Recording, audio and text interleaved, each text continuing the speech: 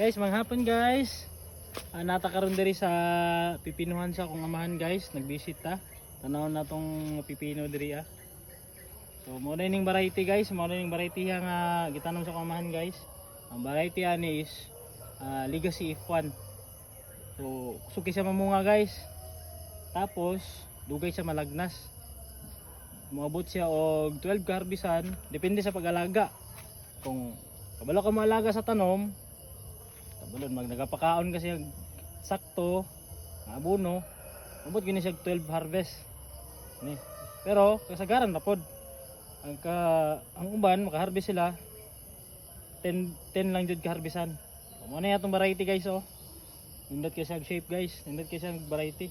Tapos kini nga variety guys nakanindot ani tamis ni sag variety ni. Hindi po kay tamis sa ganang tama-tama ka manamis-tamis yang lasa yang kuan niya. So good kay siya sa pang kilaw-kilaw ini. So isa kalata among natanom diri, isa kalata dako na kay siya na kabat sa isa kalata niya pila na katudling daghan-daghan jud magkabuang jud ka harvest ani sa kalata lang. So sa first harvest namo ani dili kay siya kadako kay first harvest pa man.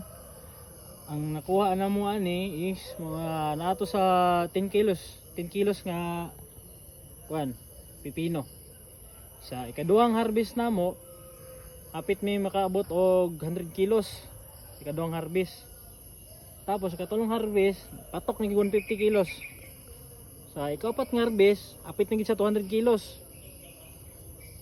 Karon nibaba siya guys kay naigo mo nigbaha among area diri naigog baha, so nibaba ang production sa among pipino.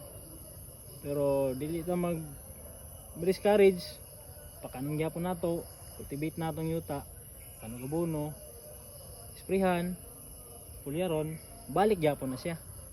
Kaya ito may alagaan. Oh, na po yung nagsunod guys, oh, tanawa. Daghan kay nagsunod mga gagmay pa. Oh. Gagmay pa oh. Mana siya. So, kailangan tang mo apply ani ganang yang abono, tamang abono, pila ka adlaw nga abono. Ang abono ani guys, 7 to 10 days. Abono na ka.